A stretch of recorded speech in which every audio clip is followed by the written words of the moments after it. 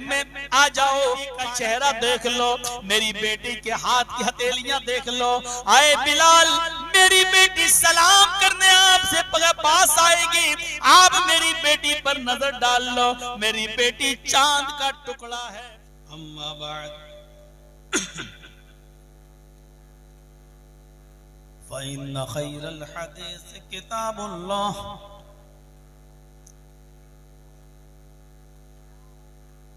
व खैरल हदी हदी मुहम्मदिन सल्लल्लाहु अलैहि वसल्लम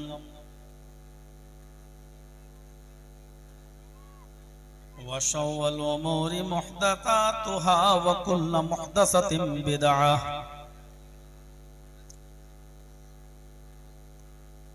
व कुल्लु बिदअतिन ज़लालह व कुल्लु ज़लालतिन फिन्नार। अऊज़ु बिल्लाहि मिनश शैतानिर रजीम। बिस्मिल्लाहिर रहमानिर रहीम।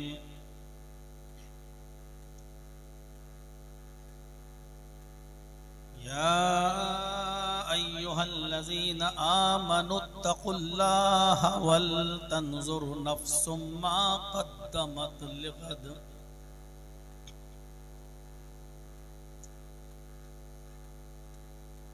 रब्बिश्रह ली सदरी वयस्सिर ली अमरी वहलुल उक़दतम मिन लिसानी यफ़क़हू क़ौली।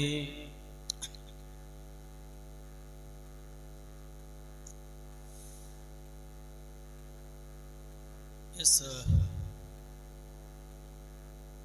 अज़ीमुश्शान इजलास के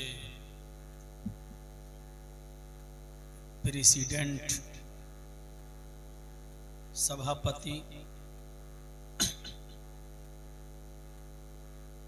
इस इजलास के कन्वीनर, नाज़िम इजलास,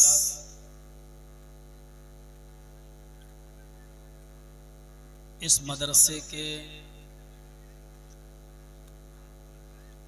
जिम्मेदारान,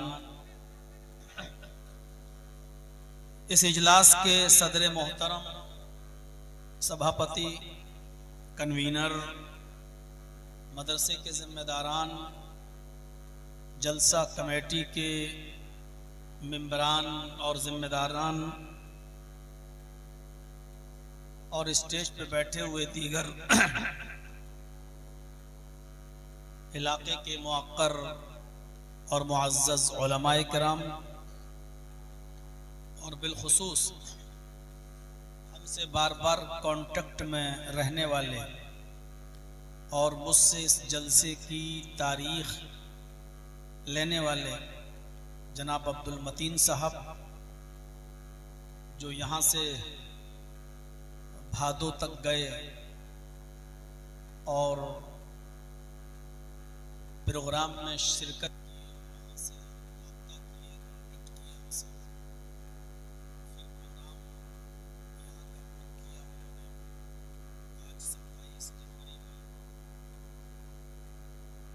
और उनके अलावा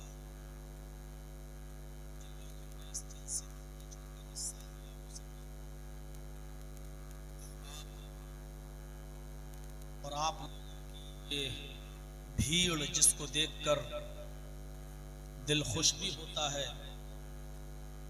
और थोड़ी तकलीफ ये होती है कि आप आए तो हैं इतनी बड़ी संख्या में सुनने के लिए, लेकिन इस इजलास को शोर और शराबे के हवाले करके इसके मकसद को आप ख़त्म न कर दें, नष्ट न कर दें।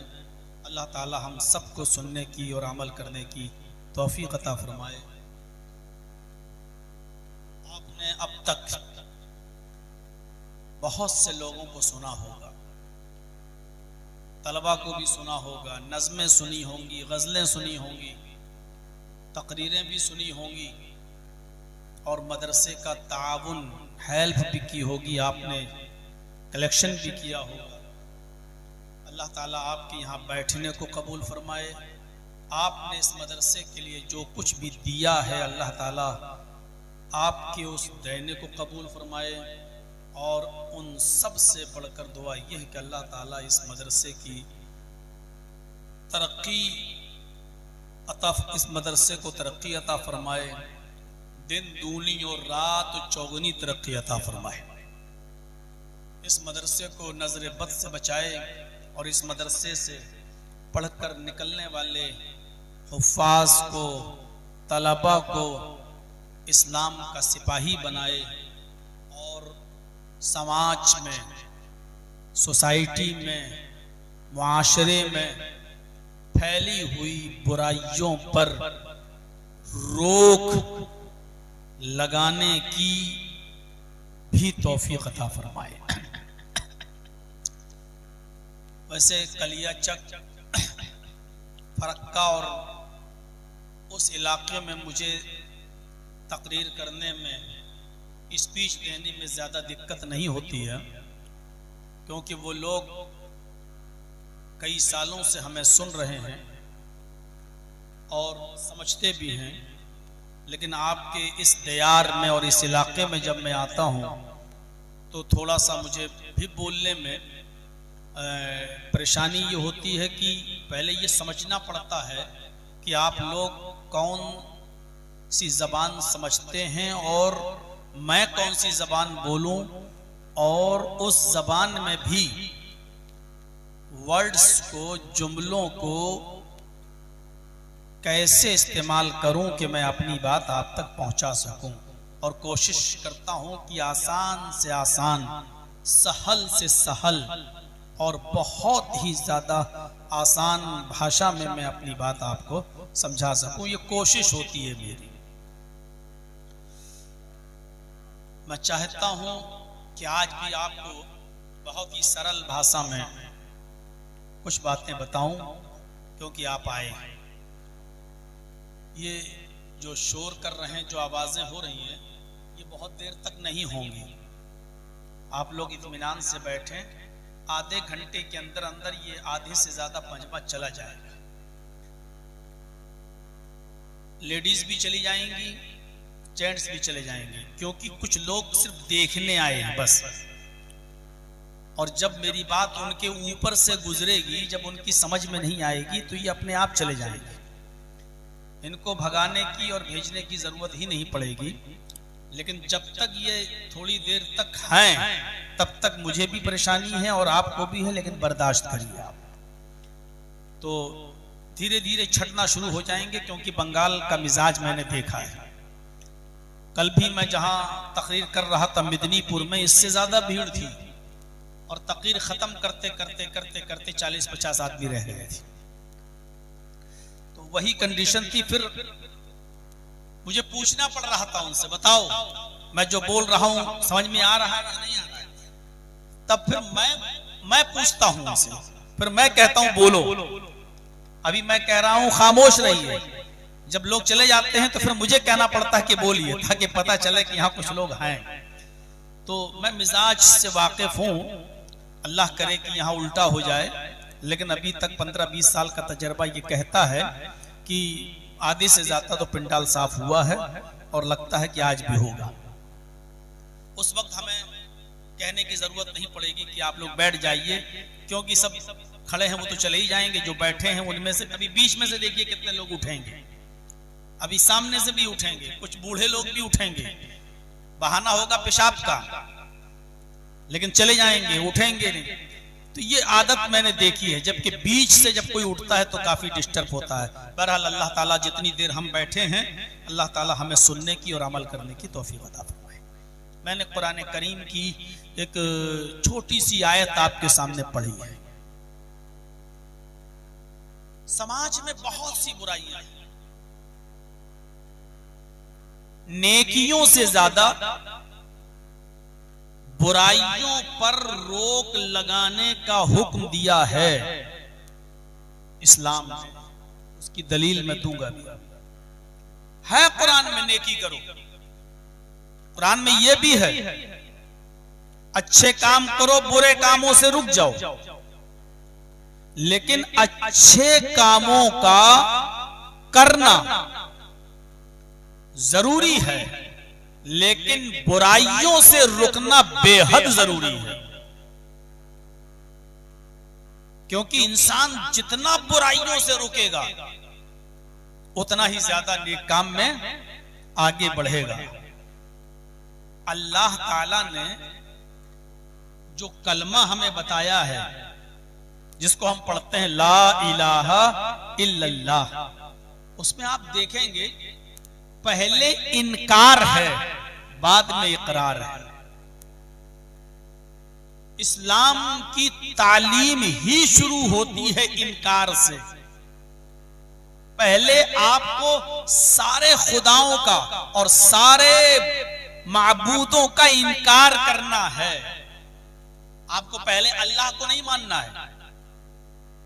देखिए इस्लाम की तालीम क्या है, इस्लाम की शिक्षा क्या है।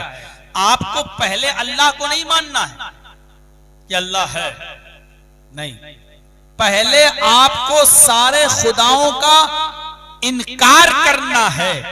जब सबका इनकार कर दो तब अल्लाह को मानना है। यह है इस्लाम की बुनियाद। ला इलाहा, पहले क्या है, कोई इलाह है ही नहीं। ला इलाहा, कोई अल्लाह है ही नहीं, कोई माबूद है ही नहीं, कोई खुदा है ही नहीं, कोई पूजा करने लायक है ही नहीं। मैं एक जुमले को कई बार बोल रहा हूं ताकि अल्लाह ना समझो तो खुदा समझो, खुदा ना समझो तो माबूद समझो, माबूद ना समझो तो कुछ और समझो, ताकि कुछ तो समझोगे आप। तो ला इलाहा, कोई खुदा है ही नहीं, पहले सारे खुदाओं का इनकार है, उसके बाद फिर इकरार है, उसके बाद फिर तस्लीम करना है, फिर स्वीकार करना है। फिर क्या कहा, पहले इनकार करो कोई खुदा नहीं, फिर कहा इल्लल्लाह, एक है सिवाय अल्लाह के, यानी अल्लाह के अलावा कोई माबूद नहीं है। पहले सबका इनकार करना है। इस्लाम की बुनियाद ही शुरू होती है, शिक्षा ही शुरू होती है इनकार से। गौर करो, इस्लाम शुरू हो रहा है इनकार से। ला इलाहा, कोई माबूद नहीं, यानी इस वक्त आप अल्लाह का भी इनकार कर रहे हैं। ला इलाहा, कोई खुदा है ही नहीं। ला इलाहा कहकर अगर आप रुक जाएं और आगे का वर्ड ना बोलें तो हम और आप सब काफिर हो जाएंगे, इसलिए कि हम अल्लाह का भी इनकार कर रहे हैं। ला इलाहा, कोई खुदा नहीं, कोई माबूद नहीं।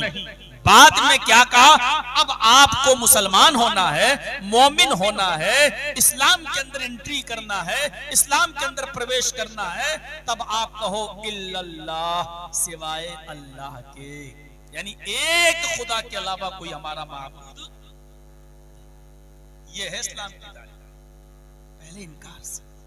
इसी तरीके से नेकियों का हुक्म है, लेकिन बुराइयों से रोकना उससे ज्यादा जरूरी है। नेकियों के करने का हुक्म सिर्फ इतना कहा, नेकियां करो, नेक काम में आगे बढ़ो, इतना कहा अल्लाह ताला ने, अल्लाह के नबी ने। लेकिन बुराइयों से रोकने के लिए क्या कहा मालूम है,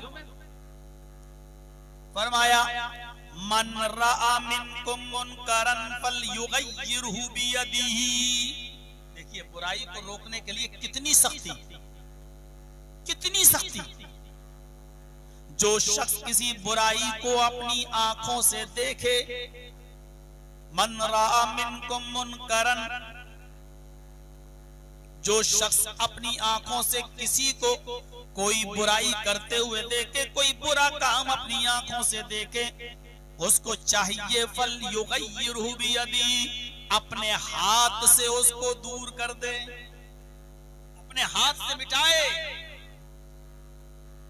मन रआ मिनकुम मुनकरन फलयुगय्यिरहु बियदिही, जो बुराई तुम अपनी आंखों से देख रहे हो, अल्लाह के नबी फरमाते हैं उसको अपने हाथ से दूर करो।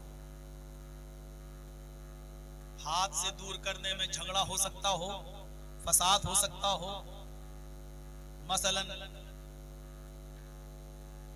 किसी की बहन बेटी जीन्स वीन्स पहन के जा रही है, हम अपनी आंखों से देख रहे हैं ये बुरा फैशन है, आप खड़े होकर रोक रहे हैं, नकाब पहन, बुर्का पहन, पर्दा कर, ये शॉर्ट कपड़े हम नहीं पहनने देंगे, ये टाइट ड्रेस हम नहीं पहनने देंगे। अब उसके भाई, उसके बाप, उसके रिश्तेदार सामने आ गए, तेरे बाप का क्या जा रहा है, मेरी बेटी जा रही है, घूम रही है, हमारी मर्जी है, तुम कौन होते हो। कितना हो सकता है, फसाद हो सकता है। जर्जीस साहब तकरीर में जो बोलेंगे सब सुन लेंगे आप, लेकिन जर्जीस साहब रास्ते में होने वाली किसी बुराई को अगर रोकेंगे तो अभी आप कहेंगे अरे यार वो कर रहा था, करने देते। तुम कौन होते, तुम कौन होते हो किसी को मना करने वाले। मसलन इस्लाम में बारात का तसव्वुर नहीं है, इस्लाम के अंदर बारात का तसव्वुर नहीं है। अब किसी लड़के की शादी हो रही है, 200 आदमी बारात में जा रहे हैं, जर्जीस साहब कह रहे हैं नहीं बारात गलत है, मत ले जाओ, लड़की वाले के ऊपर बोझ क्यों डाल रहे हो, मत डालो। अब लड़के का बाप ही कह रहा है तेरे बाप का क्या जा रहा है, मैं ले जा रहा हूं। लड़की का बाप मना नहीं कर रहा, बोल रहा कि लाओ। तुम कौन होते हो। जर्जीस साहब को जलसे में बोलने की इजाजत है, लेकिन सामने खड़े होकर किसी बारात को हम रोक नहीं सकते। फितना हो, फसाद हो, तो अल्लाह के नबी ने क्या कहा, फिर फितना मत फैलाओ, फिर फसाद मत करो। अगर आप किसी बुराई को अपने हाथ से रोक सकते हो तो रोको, ठीक है। हम वहां की बुराई नहीं रोक सकते, रास्ते की बुराई नहीं रोक सकते, लेकिन अपने घर में अपने बेटे और बेटियों की बुराई तो रोक सकते हैं। अपने घर के तो हम मालिक हैं, अपने घर में होने वाले करतूत और गुनाहों से तुम अपने घर वालों को रोक सकते हैं।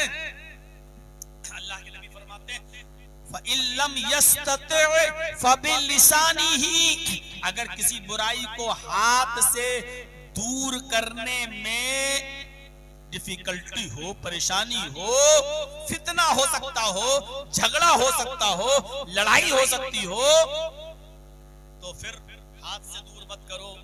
फ़बिलिसानिही, तो जबान से समझा दो, मना करो भाई गलत है। देखिए बुराई फिर भी रोको, हाथ से रोको। हाथ से रोकने में अगर झगड़ा हो सकता है तो झगड़ा मत करो, तो जबान से मना करो। देख रहे हैं कितना जोर दिया बुराई पर कंट्रोल करने के लिए।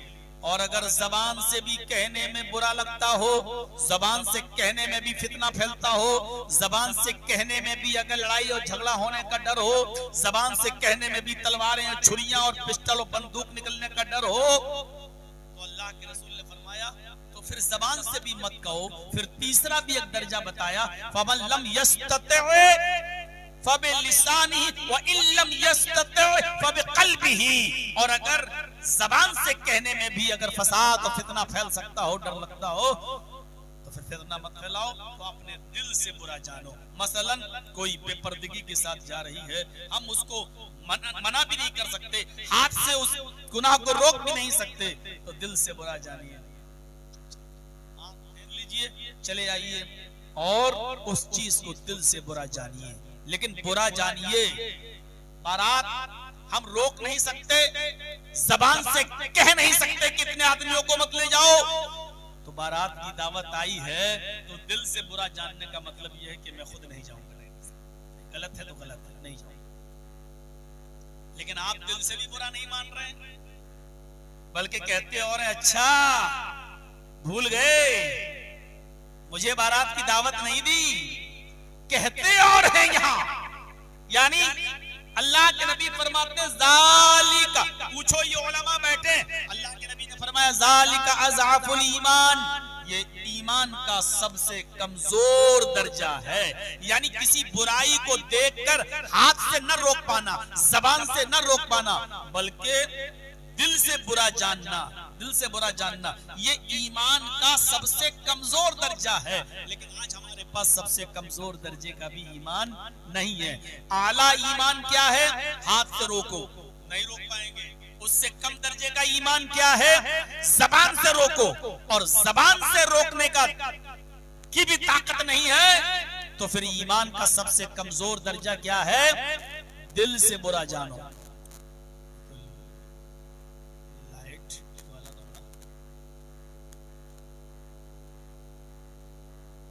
हम तो समझते हैं कि इंसानी आंख मारता है, लाइट भी आंख मार रही है।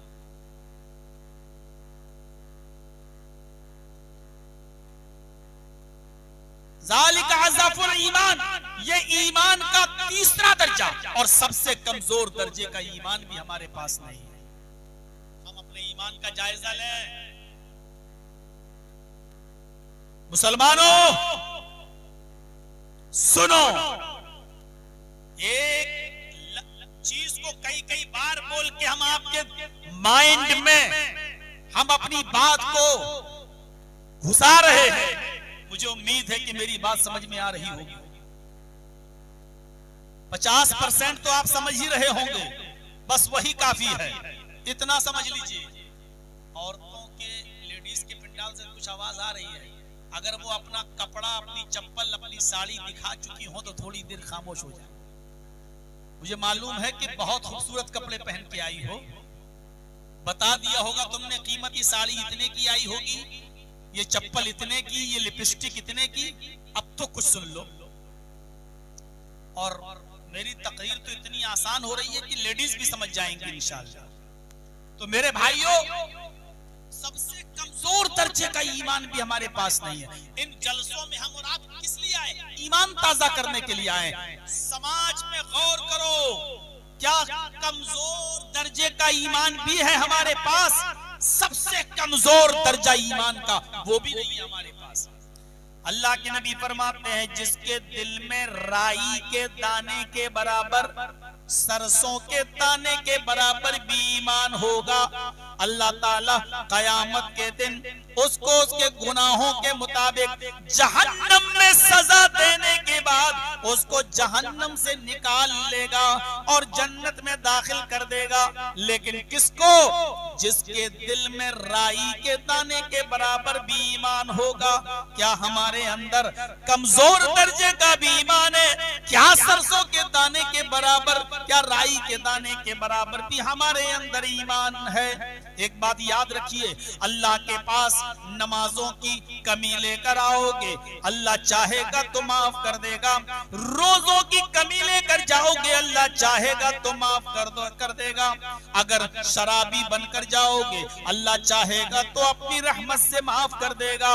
जिना का अंबार लेकर जाओगे, अल्लाह चाहेगा तो माफ कर सकता, कर देगा। लेकिन अल्लाह के पास अगर शिर्क लेकर गए तो अल्लाह माफ नहीं करेगा। इन्नल्लाह ला यग़फिरु अन युशरक बिही, अल्लाह रब्बुल आलमीन शिर्क के साथ कंप्रोमाइज नहीं करता, सारे अमाल के साथ कंप्रोमाइज कर सकता है। करेगा नहीं अलग मसला, कर सकता है। नमाजों में सुस्ती है, अल्लाह चाहेगा तो माफ कर देगा। रोजे में सुस्ती है, अल्लाह चाहेगा तो माफ कर देगा। हमने शराब और नशा आवर चीजों का इस्तेमाल किया है, अल्लाह चाहेगा तो माफ कर सकता है, कर सकता है। अल्लाह चाहे तो माफ कर सकता है। हमारी माँ बहन बेटियों ने बेपर्दगी की, अल्लाह चाहे तो माफ कर सकता है। हमने जिना किया है, अल्लाह चाहे तो माफ कर सकता है। लेकिन अल्लाह के दरबार में अगर हम शिर्क लेके जाते हैं, ये पेशानी, ये माथा, ये सर हमने अल्लाह के अलावा किसी गैर के सामने झुकाया है, अल्लाह के अलावा किसी गैर से मांगा है, अल्लाह के अलावा किसी और से भी हमने मुश्किल कुशा और उसको हाजत रवा मानकर सवाल किया है। अगर अल्लाह के अलावा हमारी पेशानी कहीं और झुकी है, याद रखिए अल्लाह शिर्क के साथ कंप्रोमाइज नहीं करेगा। नो कंप्रोमाइज, शिर्क के साथ कोई कंप्रोमाइज नहीं है। शिर्क अल्लाह को बर्दाश्त ही नहीं है। अरे एक बार सेट कर दो भाई, ये बार बार क्या, ये जैसे रोक रोक कर लाइट दे रहा है, आप पैसा भी रोक रोक कर दीजिएगा, इसको अगले साल तक दीजिएगा।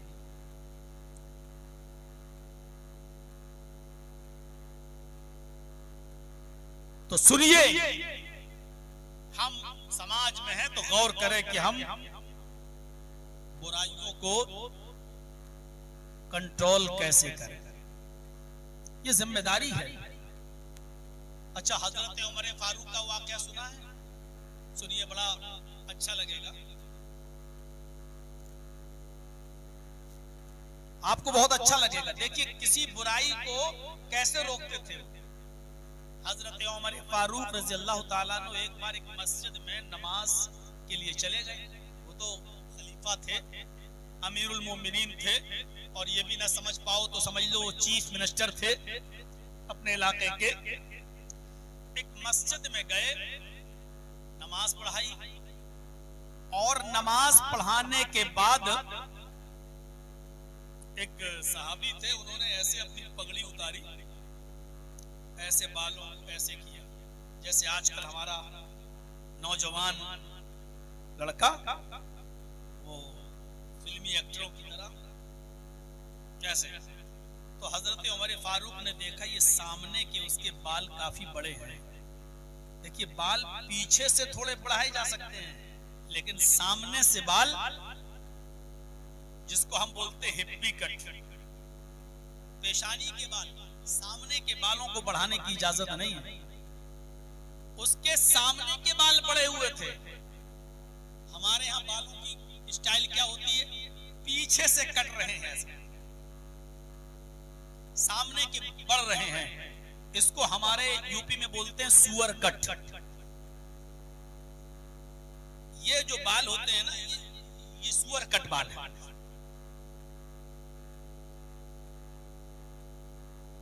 अल्लाह ताला फरिश्तों से को हुक्म देगा और कयामत के दिन ये आगे के बाल पकड़कर घसीट कर उसको जहन्नम में डाला जाएगा।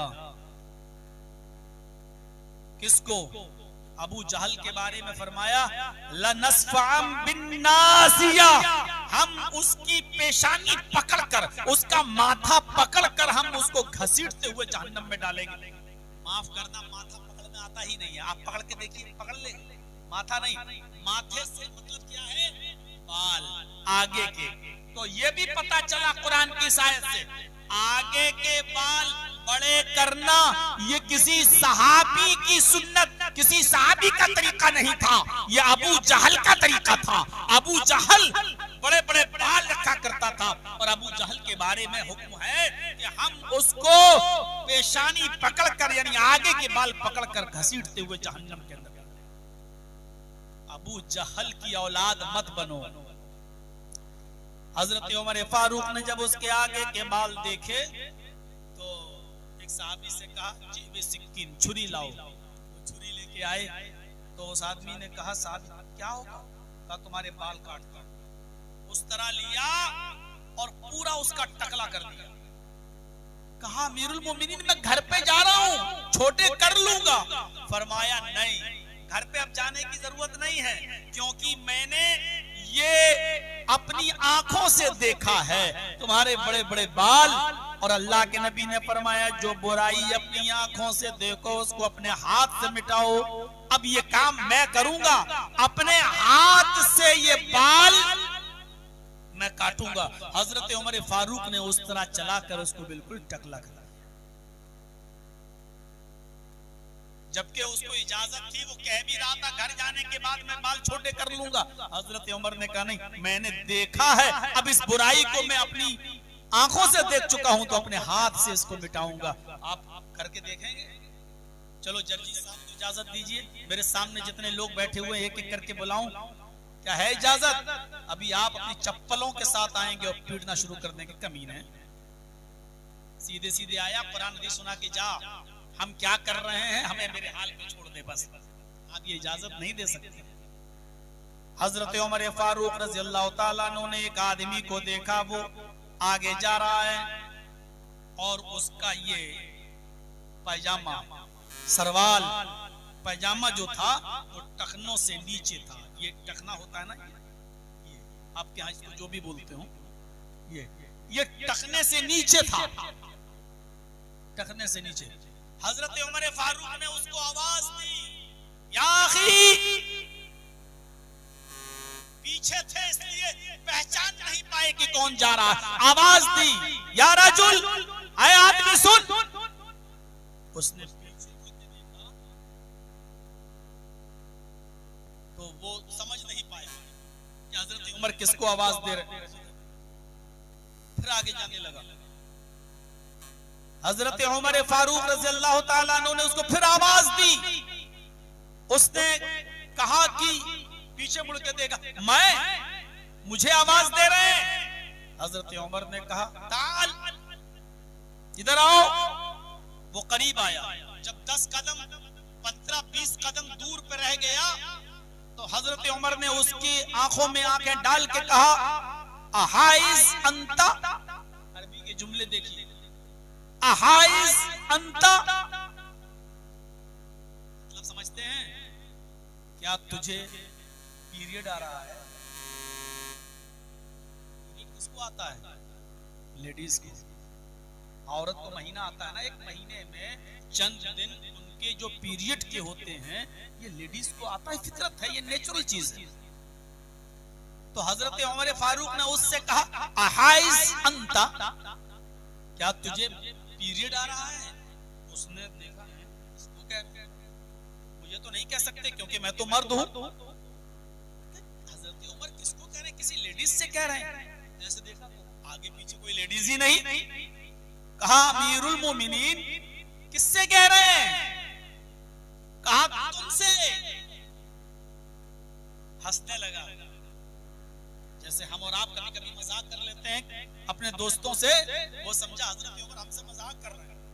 हंसते हुए क्या है, मतलब हंसते हुए कहता, हल यहीजुर रजुल। सवाल देखिए उसका, अमीरुल मोमिनीन आपको क्या हो गया है? दिमाग ठीक है आपका? आप मुझसे कह रहे हैं पीरियड आ रहा है? तो हजरत उमर फारूक ने कहा, तुमसे ही कह रहा हूं।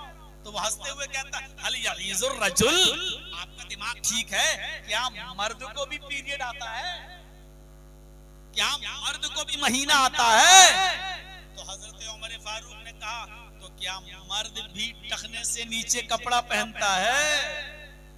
सवाल जवाब देखिए, क्या मर्द भी टखने से नीचे कपड़ा पहनता है? यानी टखने से नीचे कपड़ा पहनने का हुक्म तो अल्लाह के रसूल ने औरत को दिया है, वो टखने से नीचे कपड़ा पहनेगी, मर्द नहीं। हम क्या करते हैं? नमाज पढ़ने गए, इमाम साहब ने कहा टखने से टखना मिला लो, कदम से कदम मिला लो, पैर से पैर मिला लो, अपना कपड़ा टखने से ऊपर कर लो, तब हम मस्जिद में जाके ऊपर कर लिया, खोल लिया। अल्लाह के बंदे, ये सिर्फ नमाज के लिए नहीं है, नमाज के बाहर भी हमें और आपको कपड़ा टखने से ऊपर रखना है। तो हजरत उमर ने कहा, क्या मर्द भी टखने से नीचे कपड़ा पहनता है? उसने कहा, क्या मर्द को भी महीना आता है? तो हजरत उमर ने कहा, क्या मर्द भी टखने से नीचे कपड़ा पहनता है? यानी टखने से नीचे कपड़ा पहनने का हुक्म अल्लाह के नबी ने औरत को दिया है, मर्द को नहीं। फिर एक सहाबी से कहा, जी भी सिक्कीन, छुरी लाओ। छुरी आ गई। उसने कहा, अमीरुल मोमिनीन क्या करेंगे? कहा कि ये टखने से नीचे जो कपड़ा उसको मैं काटूंगा। उसने जल्दी से ऊपर किया और कहा, अमीरुल मोमिनीन देखिए, मैं घर जा रहा हूं, छोटा कर लूंगा। हजरत उमर फारूक ने कहा, नहीं, अब मैंने इसको अपनी आंखों से देख लिया है, इसलिए अल्लाह के नबी की हदीस पर मैं अमल करूंगा। मन रआ मिनकुम मुनकरन फलयुगय्यिरु बियदी, जो बुराई अपनी आंखों से देखो पहले उसको अपने हाथ से दूर करो, मिटाओ। अल्लाह ने मुझे ये ताकत दी है, मैं अमीरुल मोमिनीन हूँ, मुझे ये पावर है, मैं इस बुराई को अपने आंखों से देखने के बाद अपने हाथों से मिटा सकता हूँ। छुरी से उसका पैजामा काट दिया, पिंडली के बराबर कर दिया, यहाँ तक कर दिया। कहा, जाओ। अपनी आंख से कोई बुराई आप देखते थे तो उसको अपने हाथ से दूर करते थे। हम समाज और सोसाइटी में रह रहे हैं, कितनी ताकत है आपको, और आपके समाज ने, आपके मुआशरे ने, आपकी सोसाइटी ने आपको कितना पावर दिया है बुराई को अपने हाथों से दूर करने का। कोई पावर है आपके पास? बोलिए। हम उलमा के पास एक गांव में 20 मौलाना हैं, बताइए इन 20 उलमा के पास क्या पावर है? क्या वो बारात के खिलाफ बोल सकते हैं? बोल सकते हैं तो क्या बारात के खिलाफ एक कमेटी बना सकते हैं कि जो बारात लेके जाएगा हम उसका निकाह नहीं पढ़ाएंगे, या जो बाराती बनकर आएंगे हम उसका निकाह नहीं पढ़ाएंगे, या जो लड़का जहेज मांगेगा, दहेज की डिमांड करेगा, हम ऐसे लड़के का निकाह नहीं पढ़ाएंगे? क्या है? क्या ये पावर आपने दिया है? क्या इन उलमा के पास वो अथॉरिटी, वो पावर है? नहीं मेरे भाइयों, जब ये पावर आप दे नहीं रहे हैं, हमारे हाथ में ये पावर है नहीं। आप कह सकते हैं और आपका कहना जायज है, वजह है, ठीक है, आप कह सकते हैं अरे मौलवी लोग तो खुद अपने लड़कों की शादी में दहेज लेते हैं और जहेज मांगते हैं। मेरे भाइयों आप कह सकते हैं, लेकिन समाज के अंदर ये बुराई उलमा और अवाम सबके अंदर, हमारे और आपके सबके अंदर है। इस बुराई को रोको। अल्लाह के नबी फरमाते हैं बुराई को रोकने पर ज्यादा जोर दिया गया है। यहाँ तक कहा गया अपनी आंख से देखो तो अपने हाथ से दूर करो, ये ताकत ना हो तो जबान से दूर करो, जबान से कहने में भी फितना और फसाद हो तो कम से कम अपने दिल से बुरा जानो, अपने दिल से बुरा जानो। आज हम दिल से भी तो बुरा नहीं जानते हैं, दिल से भी हम बुरा नहीं जानते। या अय्युहल्लज़ीना आमनुत्तकुल्लाह वल तंजुर नफ्सुम मा क़द्दमत लिगद। किसी भी बुराई को रोकने के लिए तकवा होना बहुत जरूरी है।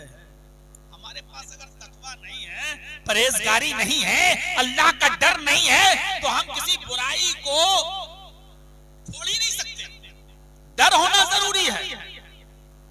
हमारे और आपके अंदर डर होना बहुत जरूरी है।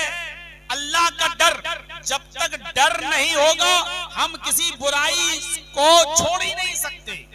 मसलन आप चार आदमी, दो आदमी लड़ गए, अब हमें उन दोनों के दरमियान सुलह कराना है।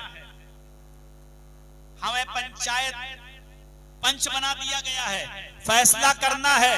अब हम दो आदमी मिलकर फैसला करेंगे, लेकिन इन दो आदमियों का फैसला हमें करना है, इसमें एक हमारा रिश्तेदार है। अब हम ये चाहेंगे ऐसा फैसला किया जाए हमारे रिश्तेदार पर कम से कम, जो हमारा रिलेटिव है, कम से कम उसके ऊपर आंच आए, या उसको ज्यादा पेनाल्टी और जुर्माना न देना पड़े। अब हम उसमें ऐसी कोशिश कर, यहाँ अल्लाह से डरने की जरूरत है। अल्लाह का डर होगा तो यहाँ इंसाफ की बात होगी, अल्लाह का डर होगा तो आप हक बात कहेंगे। आप ये नहीं देखेंगे ये मेरा भाई है, आप ये नहीं देखेंगे ये मेरा बेटा है, आप ये नहीं देखेंगे कि ये मेरा चचाजाद भाई है, मेरा खालाजाद भाई है। आप जो भी बात कहेंगे वो इंसाफ की बात कहेंगे, इसलिए कि यहाँ अल्लाह का डर होना बहुत ज्यादा जरूरी है। मुआशरे की, समाज की इस्लाह के लिए अल्लाह का खौफ, अल्लाह का डर होना बहुत ही ज्यादा जरूरी है। और हाँ सुनिए, नीयत खास होनी चाहिए अल्लाह के लिए। जो भी काम कर रहे हैं वो अल्लाह के लिए होनी चाहिए। इन्नमल अमालु बिन्नियात, तमाम अमाल का दारो मदार नीयतों के ऊपर है। तमाम अमाल का दारो मदार नीयत के ऊपर है। तमाम अमाल का मतलब अच्छे अमाल का, बुरे अमल का दारो मदार नीयत पर नहीं है। आज आपको एक चीज और समझा दूं, अच्छे अमल का दारो मदार नीयत पर है, बुरे अमल का दारो मदार नियत पर नहीं है। बुरा अमल बुरा ही रहेगा, चाहे उसमें नियत कितनी ही अच्छी। बुरा काम अच्छा नहीं हो जाएगा अच्छी नियत की वजह से। मसलन एक गरीब लड़की की शादी होना है, मेरे पास देने को कुछ नहीं है। अब हम उसकी शादी कराना चाहते हैं, लेकिन मेरे पास भी कुछ नहीं है। लेकिन मेरे पड़ोस में एक आदमी है, उसकी गोल्ड की, सोने की दुकान है, बहुत अमीर है। हम उसकी दुकान में चोरी करने के लिए चले गए। अरे यार 2-4 तोला सोना, 2-4 भरी सोना ले लेते हैं, एक गरीब लड़की की शादी कर देंगे, क्या बुराई है इसमें? गरीब की शादी हो जाएगी। और इस आदमी के पैसे में क्या कमी, तो बहुत पैसे वाला है। हम घुस गए, थोड़ा सा सोना हमने चुरा लिया, और सोना चोरी करने के बाद हम उस गरीब लड़की को दे देते हैं, उसके माँ बाप को दे देते हैं, लो अपनी बेटी की शादी करा दो। सोना हमने अपने लिए इस्तेमाल नहीं किया, उस सोने को मैंने गरीब आदमी की बेटी के लिए दे दिया है। देखिए, काम हमारा गलत था, नीयत हमारी अच्छी थी। उस पैसे को, उस सोने को, उस चांदी को मैं अपने ऊपर इस्तेमाल नहीं कर रहा हूं। अब आप ईमानदारी के साथ बताइए, हमने अच्छे काम में पैसा खर्च कर दिया, सोना अच्छी जगह पर दिया, गरीब लड़की की शादी के लिए दिया, तो क्या ये हमारा अच्छा काम उस बुरे काम को जायज कर देगा? क्या चोरी को जायज कर देगा? नहीं, चोरी चोरी ही रहेगी।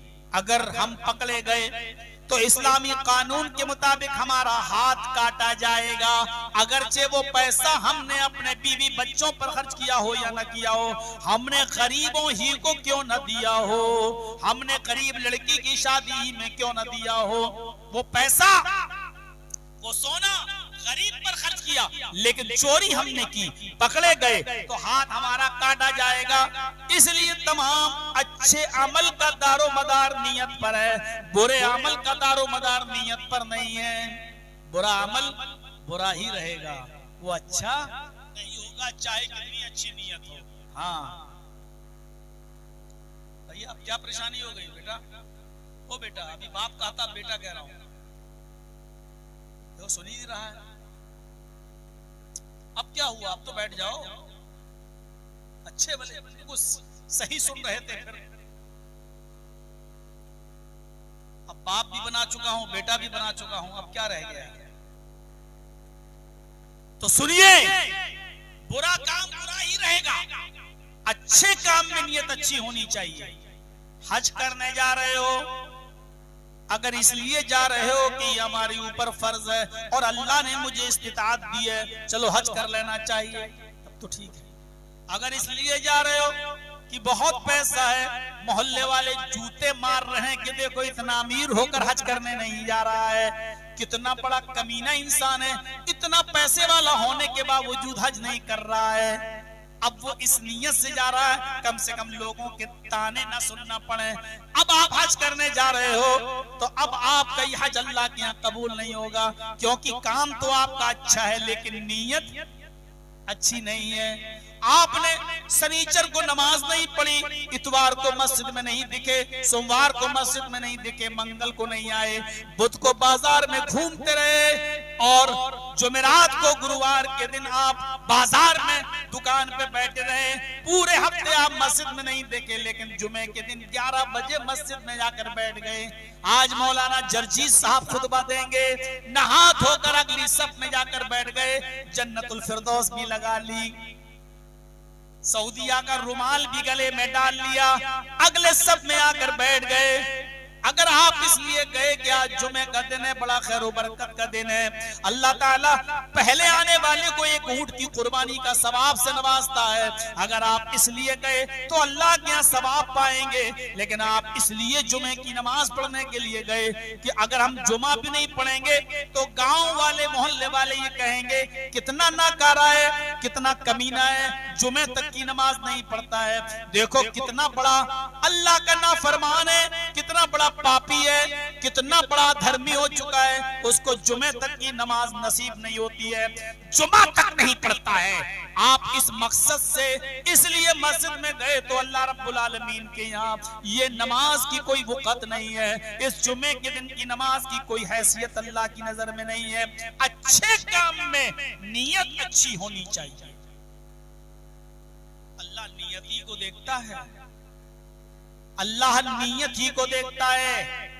कयामत के दिन इसी नियत पर हमें और आपको उठाया जाएगा। फरमाया तकवा नियत में भी होना चाहिए। इज़ल तक़ल मुस्लिमानी बिसैफ़ैहिमा फल क़ातिलु वल मक़तूलु फिन्नार। मुस्लिम शरीफ किताबुल जिहाद के अल्फाज पर नजर डालिए जो मैंने अभी पढ़े हैं। अल्लाह के नबी क्या फरमाते हैं? जब दो मुसलमान तलवार लेकर बाहर आ जाएं, गौर से सुनना, मैं स्पीड अपनी स्लो कर रहा हूं ताकि आपको समझा सकूं। जब दो मुसलमान तलवार लेकर बाहर आ जाएं, हम छुरी कह सकते हैं, आज के जमाने में हम बंदूक कह सकते हैं, पिस्टल कह सकते हैं, खंजर कह सकते हैं। जब दो मुसलमान दो खतरनाक हथियार लेकर बाहर आ जाएं, वो इसको मारना चाहे, वो इसको मारना चाहे, ये इस पर हमला करे, वो उस पर हमला करे। इज़ल्तक़ा मुस्लिमानी बिसैफ़ैहिमा, जब दो मुसलमान अपनी अपनी तलवारों के जरिए, अपने अपने खंजरों के जरिए बाहर आ गए और दोनों एक दूसरे पर हमला कर रहे हैं, दोनों एक दूसरे को मारना चाहते हैं, तो जाहिर है एक जीतेगा और एक हारेगा, एक पराजित होगा और एक विजय होगा, एक जीतेगा एक हारेगा, एक मारेगा और एक मरेगा। एक मर गया, एक ने मार दिया, दो निकले थे और दोनों ने हमले किए एक दूसरे पर, एक मर गया और एक मारा। अब कौन जहन्नम में जाएगा, मारने वाला या मरने वाला? आप कुछ भी कहें, लेकिन अल्लाह के नबी फरमाते हैं फल कातिल वल मक्तूल फिन्नार, दोनों जहन्नम में जाएंगे। जो मर गया है वो भी जहन्नम में जाएगा, मारने वाला भी जहन्नमी, मरने वाला भी जहन्नमी। हालांकि मरने वाले ने मारा नहीं है, कायदे से अकल ये कहती है कि मारने वाले को जहन्नम में जाना चाहिए, क्योंकि मुजरिम तो मारने वाला है, उसको जहन्नम में जाना चाहिए। लेकिन रसूलुल्लाह फरमाते हैं फल कातिल वल मक्तूल फिन्नार, मारने वाला भी और मरने वाला भी, कातिल भी और मक्तूल भी, दोनों जहन्नम में जाएंगे। सहाबा ने कहा अल्लाह के रसूल ऐसा क्यों, ऐसा क्यों? ये तो अकल में बात नहीं आ रही। जो बेचारा मर गया, जो मारा गया, जो कत्ल हो गया, वो जहन्नम में क्यों जाएगा? हाज़ल कातिल, ये कत्ल करने वाला तो ये है, इसको जहन्नम में जाना चाहिए, ये नहीं जाएगा, वो जा रहा है। मरने वाला भी जहन्नम में जा रहा है, ऐसा क्यों? तो अल्लाह के नबी ने जो जुमला का, जो वर्ड का, उसको सुने। आपने फरमाया मरने वाला भी जहन्नम में इसलिए जाएगा इन्नहु काना हरीसन अला कत्ल साहिबिही, क्योंकि मरने से पहले उसके दिल में भी ये नीयत थी कि मैं इसको मारूं, वो भी ये चाहता था कि मैं इसको कत्ल कर दूं। इस नीयत की वजह से वो जहन्नम में वो भी जाएगा, क्योंकि मारने की नीयत से तो वो भी निकला था। तलवार, खंजर, पिस्टल, बंदूक तो उसने भी पकड़ रखी थी, वो भी तो मारना ही चाहता था। उसके दिल में भी ये नीयत थी कि मैं इसको मारूं, नीयत की वजह से जहन्नम में। आप हज करने की नीयत से निकल गए, घर से हज करने जा रहे हैं, रास्ते में मौत आ गई, आपको हज का सवाब मिलेगा, इसलिए कि आप तो हज की नीयत कर चुके थे।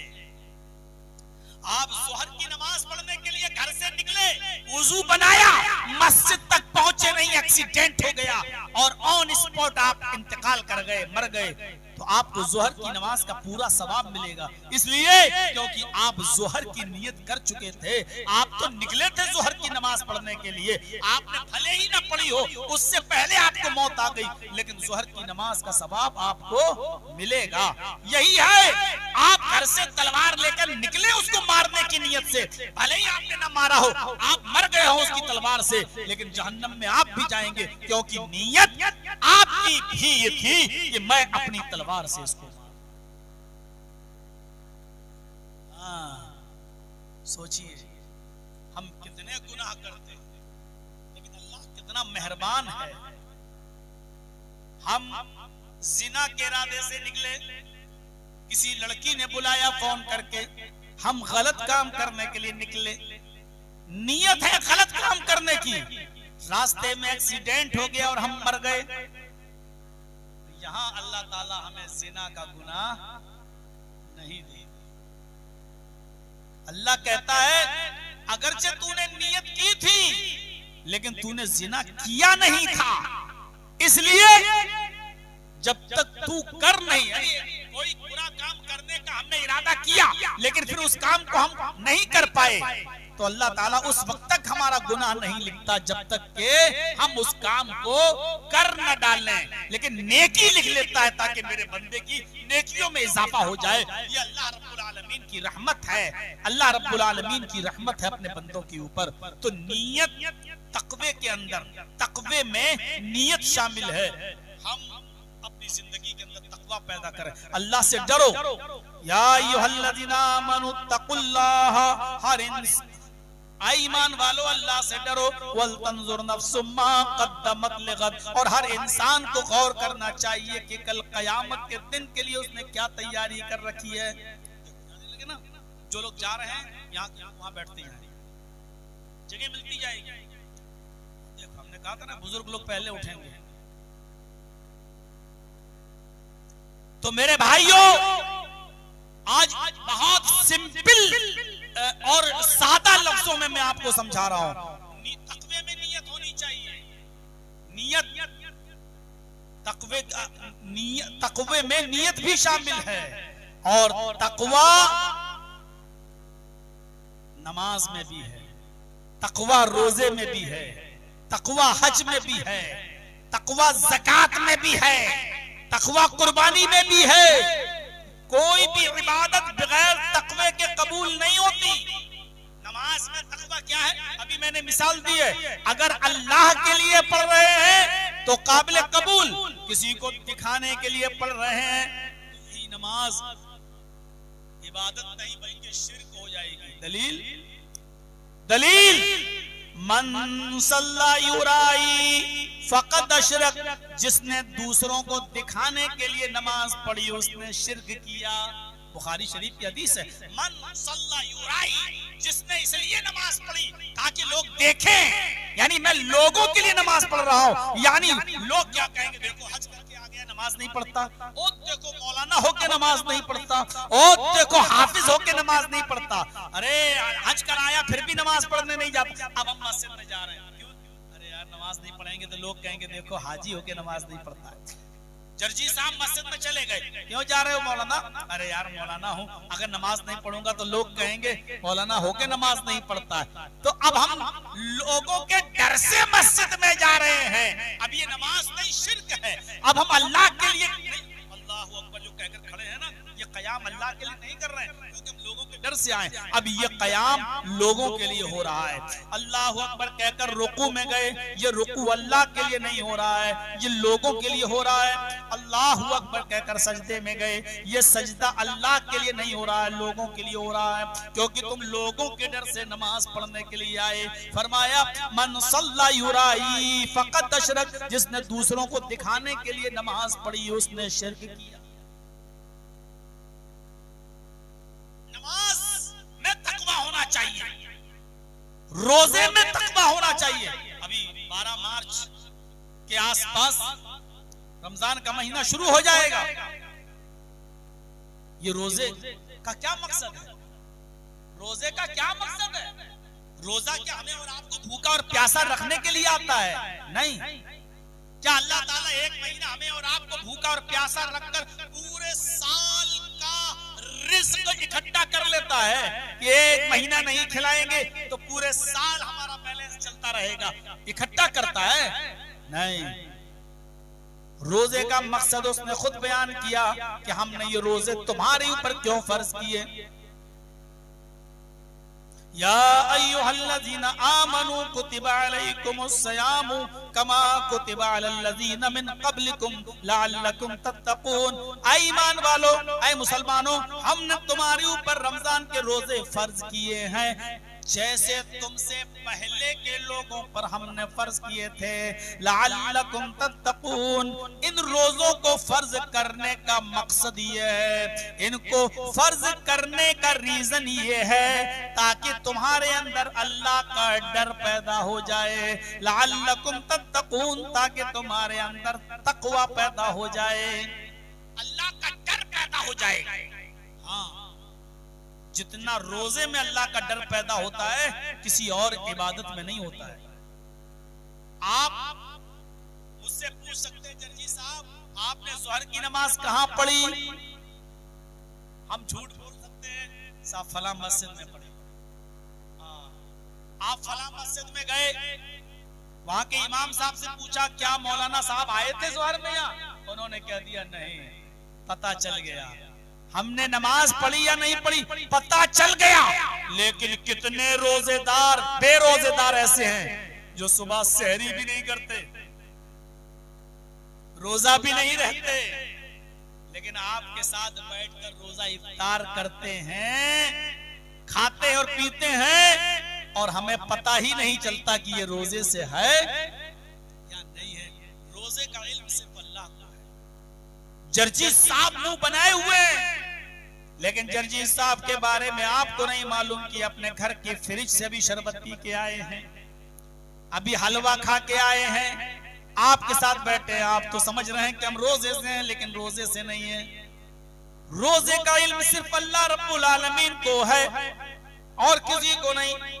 लेकिन हाँ, अगर बंदा हकीकत में रोजे से है, अगर बंदा हकीकत में रोजे से है, तो वो अल्लाह के डर से ही भूखा और प्यासा है। आपके डर से नहीं है, हमारे डर से नहीं है वो। देखिए, एक मिसाल पर गौर कीजिए।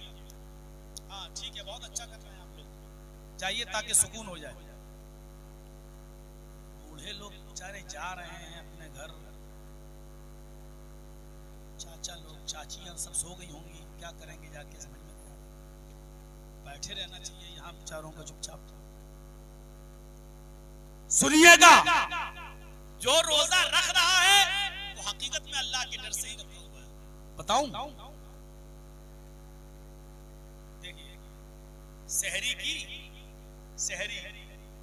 और इधर अजान हुई, अल्लाहु अकबर अल्लाहु अकबर, जल्दी से उठे सहरी करके, हम अजान हुई फिर लेट गए। कुछ लोग ऐसा होता है 3-4 बजे सहरी का टाइम खत्म हो रहा है, 3:30 बजे आंख खुल गई, जल्दी से खाया पिया फिर लेट गए। अजान हुई, सुस्ती आ गई। अस्सलाम वालेकुम। चलिए, আসসালামু আলাইকুম। বলছিলাম যে আমাদের ভদ্র মাদ্রাসা ছাত্ররা দাঁড়িয়ে থাকবে, আপনারা যারা যাদের ইচ্ছুক আছে দান দেওয়ার জন্য আপনারা অতি শীঘ্র দিয়ে দিবেন। আমাদের মৌলানা সাহেব আপনার কাছে দান চাইবেন না, তিনি বক্তব্য রাখবেন, যার জন্য আপনারা যারা দান দিতে ইচ্ছুক তারা দিয়ে দিবেন। আমি বাংলা বুঝতে পারবেন কিন্তু বলতে পারবেন না, सब समझ गए। दान वान दीजिए, मौलाना के हाथ में दीजिए, वो सब हम समझ में आ रहा है, लेकिन बस हम बोल नहीं पाए।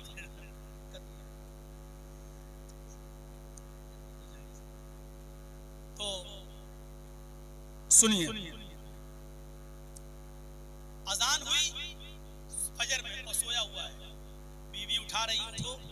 बहुत अच्छी मिसाल दे रहा हूँ, शायद रमजान में हम तो आते नहीं है यहाँ, इसलिए ये आपको रमजान में बहुत काम आएगा ये वाकया। देखिए, अल्लाह का डर नमाज से ज्यादा रोजा पैदा कर रहा है। सहरी खाई, लेट गए, अजान हुई, बीवी ने कहा चलो उठो नमाज तो पढ़ के आओ। अरे रोजे से हो, सहरी की है, नींद आ रही, नहीं पढ़ी नमाज। 8 बजे उठे, अब नमाज पढ़ रहे हैं, ठीक है। जोहर की नमाज पढ़ के आए, बीवी ने खाना लगा दिया, लो खाओ। अरे पागल है क्या, मैं रोजे से हूं, कैसे मालूम? अरे मैंने सहरी की थी कि नहीं तुम्हारे साथ? हाँ, तो रोजे से हो तो क्या मतलब, खाना खा लो, कोई देख थोड़ी रहा है, मैं किसी को नहीं बोलूंगी। पागल है क्या, नहीं खा लो, मैं किसी को नहीं बोलूंगी, लो चुपके से खा लो। अरे किसी को बोलने की बात नहीं, मैं रोजे से हूं। अरे अल्लाह तो देख रहा है, कोई देख रहा हो या ना देख रहा हो, अल्लाह तो देख रहा है। अरे अल्लाह के बंदे, जब तू फजर की नमाज पढ़ने नहीं गया तब अल्लाह नहीं देख रहा था क्या? जब आजान की आवाज सुनी तू मस्जिद के अंदर तब नहीं गया, अपनी बीवी से बोला ना छोड़ो नींद आ रही है, उस वक्त तुझे ये ख्याल क्यों नहीं आया कि अल्लाह देख रहा है? अल्लाह का डर क्यों नहीं? आज तू क्यों नहीं खा रहा? सब अल्लाह देख रहा है, आखिर वक्त तक नहीं खा रहा है। बीवी मायके, बच्चे स्कूल, घर में कोई नहीं, फ्रिज में सब कुछ रखा है, माँ बाप भी नहीं देख रहे, अकेले घर में रोजे से है आप, लेकिन फ्रिज खोलते हो, पानी की बोतल उठाते हो, लेकिन पीने की हिम्मत नहीं, कोई नहीं देख रहा है, इसके बावजूद नहीं पी रहे हो, क्यों? अल्लाह तो देख रहा है। नमाज से ज्यादा रोजे ने अल्लाह का डर पैदा किया, इसीलिए अल्लाह के नबी फरमाते हैं कि अल्लाह फरमाता है, अल्लाह के नबी फरमाते हैं कि अल्लाह फरमाता है, क्या फरमाता है? मेरे बंदो, ये रोजा मेरे लिए और मेरे बंदे ने ये रोजा मेरे लिए रखा था, इसलिए कयामत के दिन रोजेदार बंदों को इनाम भी, गिफ्ट भी मैं अपने हाथ से दूंगा। मेरे बंदे ने रोजा मेरे लिए रखा, इसलिए इनाम भी मैं अपने हाथ से दूंगा। अल्लाह के बंदे, तो क्या नमाज अल्लाह के लिए नहीं पढ़ी? रोजा अल्लाह के लिए था, तो क्या नमाज अल्लाह के लिए नहीं? हज अल्लाह के लिए नहीं? ज़कात अल्लाह के लिए नहीं? लेकिन अल्लाह ने रोजे को क्यों कहा? क्योंकि नमाज की पोल खुल सकती है, ज़कात की पोल खुल सकती है, हज की पोल खुल सकती है, लेकिन रोजे की पोल नहीं खुल सकती जब तक कि बंदा खुद न बताए। छुपा है तो छुपा है, हम और आप समझ रहे। बंदे का ताल्लुक अल्लाह से, रोजे का ताल्लुक डायरेक्ट अल्लाह से है, इसलिए इनाम भी डायरेक्ट अल्लाह देगा। तो रोजा अल्लाह का डर और अल्लाह का खौफ ज्यादा पैदा करता है नमाज से। तो नमाज में तकवा होना चाहिए। रोजा भी इसीलिए फर्ज किया गया ताकि हमारी जिंदगियों के अंदर तकवा पैदा हो जाए, हम अल्लाह से डरने वाले बन जाएं। आइए एक और चीज बता दूं, हज में भी तकवा है। हज में भी तकवा है। क्या है? एक मैदान में जमा है, अमीर और गरीबी का फर्क मिट गया, एक लिबास में, सब सफेद एहराम में। कोई इंडोनेशिया का है, कोई पाकिस्तान का है, कोई हिंदुस्तान का है, कोई बांग्लादेश का है, कोई मराकश का है, कोई लबनान का है, कोई लीबिया का है, कोई उर्दुन का है, कोई अलजायर का है, कोई अमेरिका का है, कोई इंग्लैंड का है, कोई तुर्की का है, कोई मिस्र का है, कोई जो है शाम का है, सीरिया का है, कोई अलग अलग कंट्री के लोग आए हुए हैं। मेरे भाइयों, सारे के सारे लोग 9 तारीख को अरफात के मैदान में जमा हैं।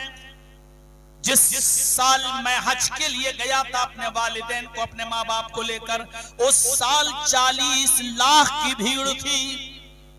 उस साल 40 लाख की भीड़ थी। अब नहीं मालूम कि भीड़ में कितना इजाफा हो रहा है। 40 लाख का मजमा नजर डाल रहा हूं तो मैदान महशर नजर आ रहा है और सब एक जबान चीखते लब्बैक लब्बैक अल्लाहुम्मा लब्बैक ला शरीक लक लब्बैक। ये लब्बैक क्या है?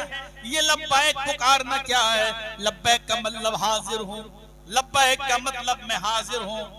जैसे कोई मुजरिम कोर्ट में जाकर जज के सामने कह दो कि मैं हाजिर हूँ, मैंने अपने आप को सरेंडर कर दिया है, मैं भाग नहीं सकता हूँ।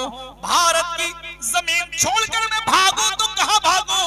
ये जमीन हमारे लिए छोटी पड़ गई है।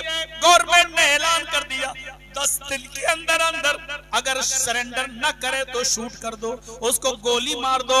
मेरे भाइयों जरा गौर करो, एक आदमी है मुजरिम में कोर्ट में आकर शरण लेता है, जज के सामने कहता है कि मैंने अपने आप को हाजिर कर दिया।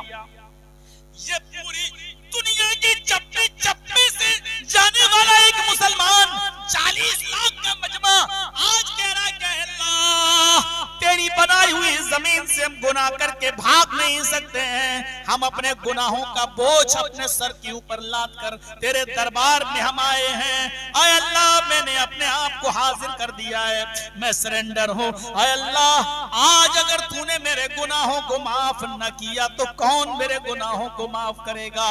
ऊपर से आवाज आती है, अल्लाह आसमानी दुनिया पर आ जाता है, अल्लाह पहले आसमान पर आ जाता है और फरिश्तों से कहता है, अरे फरिश्तों तुम गवाह रहना, मैंने अपने बंदों के गुनाहों को माफ कर दिया है। ऐसे हमने अपने कुन बंदों के गुनाहों को धो दिया है जैसे धोबी की भट्टी में कपड़े का मैल कुचैल साफ हो जाता है, जैसे माँ के पेट से पैदा होने वाला बच्चा गुनाहों से पाक होता है, वैसे ही मैंने आज अपने बंदे को गुनाहों से पाक कर दिया है। आज मैंने अपने बंदों के गुनाहों को मिटा दिया है, तुम गवाह रहना। मेरे भाइयों, इस हज का ताल्लुक भी तकवे से है, क्योंकि वहां अमीरी और गरीबी का फर्क मिट चुका है। अमीरी और गरीबी का फर्क मिट चुका है। हम क्या किसी के लिए कुर्बानी देंगे? हम क्या किसी के लिए कुछ सोचेंगे? फिलिस्तीन का हाल देख ही रहे हैं आप, इजराइल का जुल्म देख ही रहे हैं आप, और आपको याद होगा जिस वक्त इजराइल बमबारी कर रहा था और फिलिस्तीन के मासूम और दूध पीते बच्चों की लाशें बिछ रही थी, माओं की कोखें उजड़ रही थी। फिलिस्तीन के हालात पर जायजा लें, कैसे बुलडोजरों से जमीन खोदी जा रही है और एक ही साथ 40-40 और 50-50 लाशें एक ही गड्ढे में लाइन से रख दी जा रही है। ऊपर से सिर्फ एक पॉलीथिन डाल दी जा रही है और उनको ऊपर से मिट्टी डाल दी जा रही है। और जिस वक्त इजराइल फिलिस्तीन के मासूम, बेबस और नौनिहाल बच्चों को यतीम कर रहा था और बच्चों की जानें ले रहा था, औरतों की जानें ले रहा था, उस वक्त भारत का मुसलमान इंडिया और ऑस्ट्रेलिया का वर्ल्ड कप देख रहा था। हाँ, उस वक्त बंगाल का मुसलमान इंडिया और ऑस्ट्रेलिया का वर्ल्ड कप देख रहा था। हाँ, मुझे ये कहने में भी कोई सरोकार नहीं, ये चाचल और उसके अतराफ के लोग भी उस वक्त वर्ल्ड कप देख रहे थे।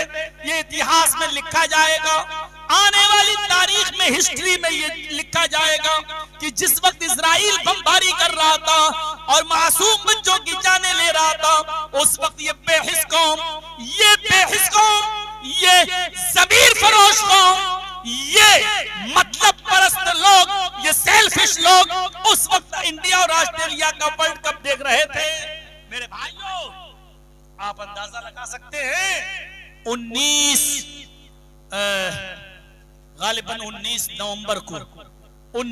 नवंबर को इंडिया और ऑस्ट्रेलिया का वर्ल्ड कप था।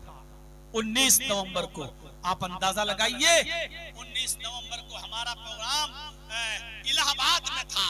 इलाहाबाद में सिर्फ इंडिया और ऑस्ट्रेलिया के मैच की वजह से भीड़ नहीं हो पाई, जलसे में लोग नहीं आ पाए, जलसा नाकाम हो गया इलाहाबाद का। 19 नवंबर का जलसा सिर्फ इसलिए नाकाम हुआ क्योंकि वो वक्त इंडिया और ऑस्ट्रेलिया का फाइनल मैच का वक्त था और मुसलमान मैच देख रहे थे।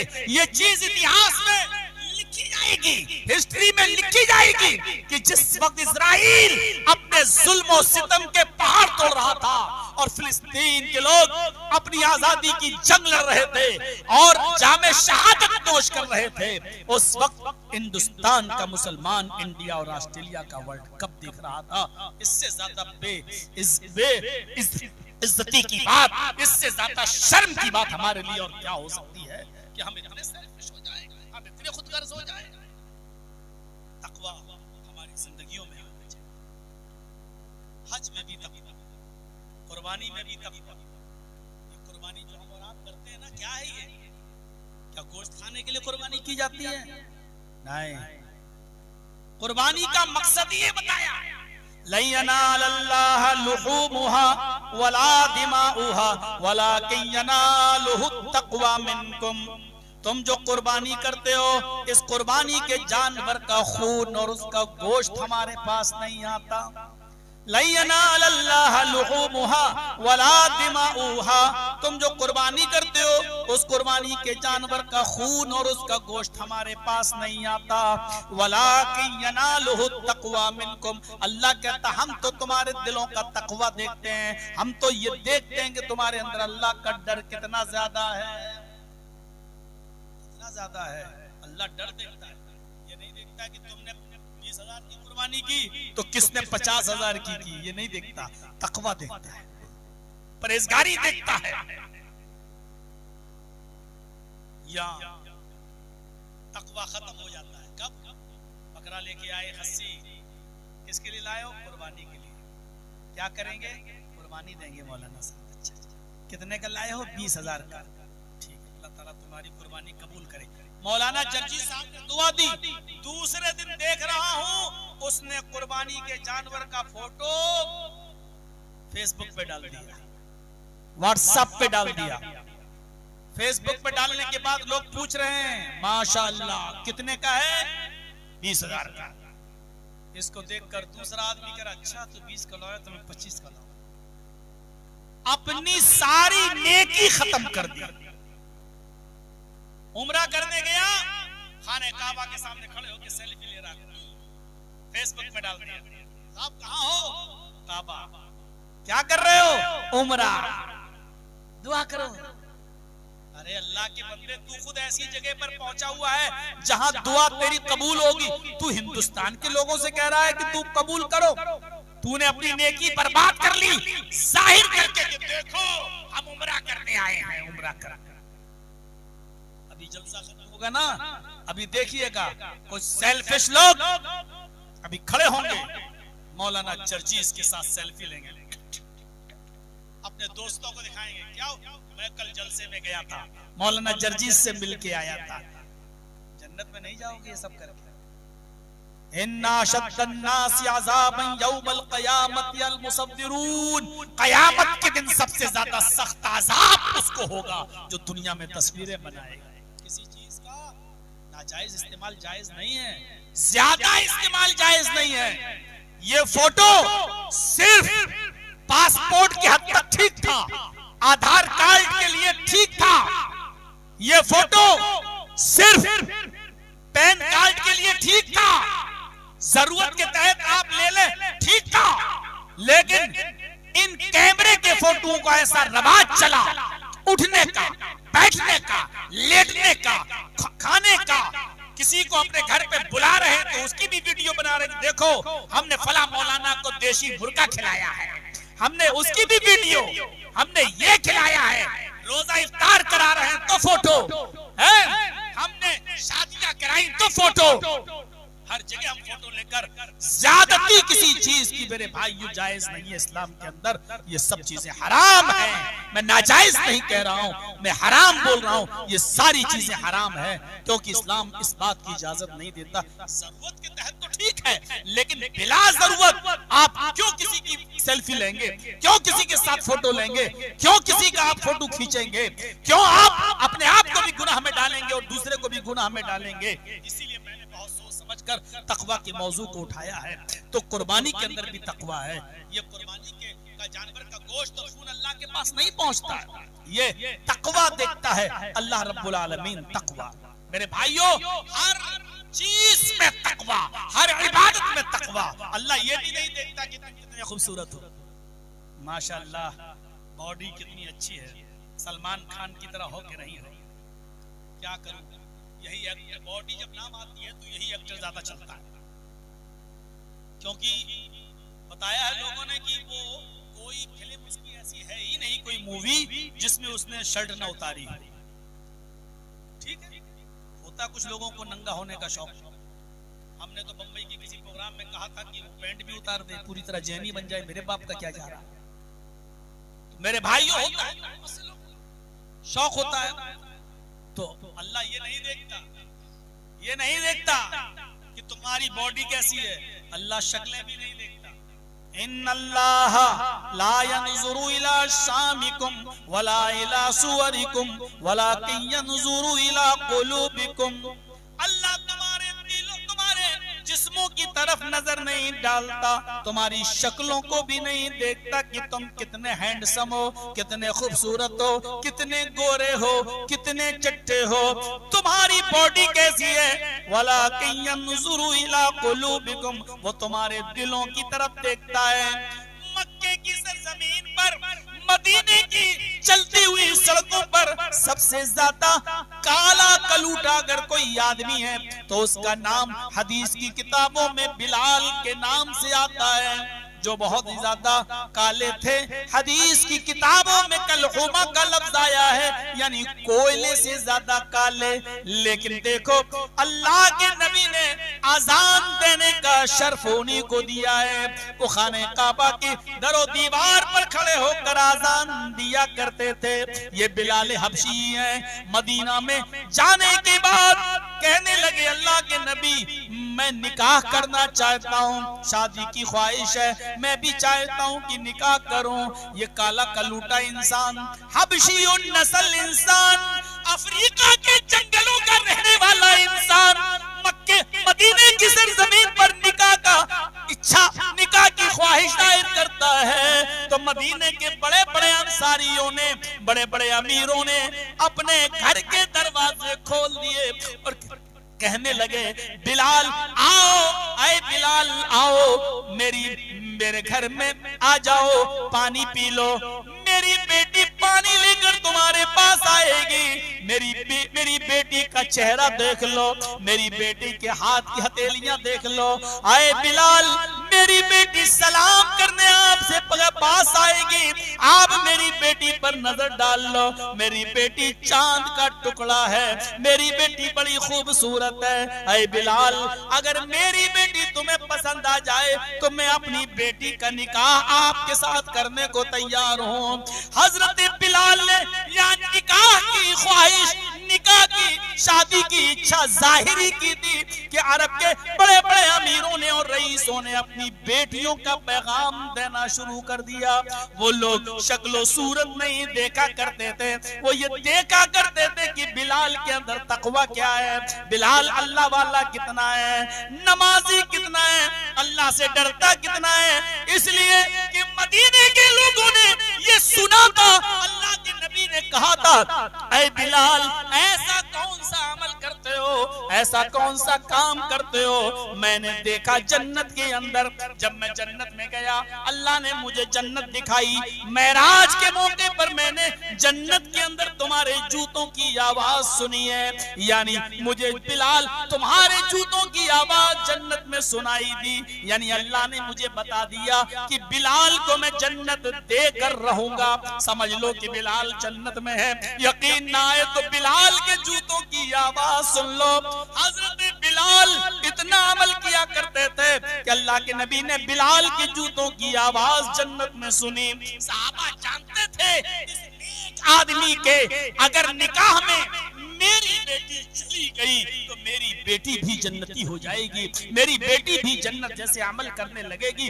हम क्या देखते हैं शादियों में, अपने समाज, अपनी सोसाइटी पर गौर करें, क्या देखते हैं हम तो ये भी नहीं देखते हैं कि अपनी बेटी की शादी हम कर कहां रहे हैं।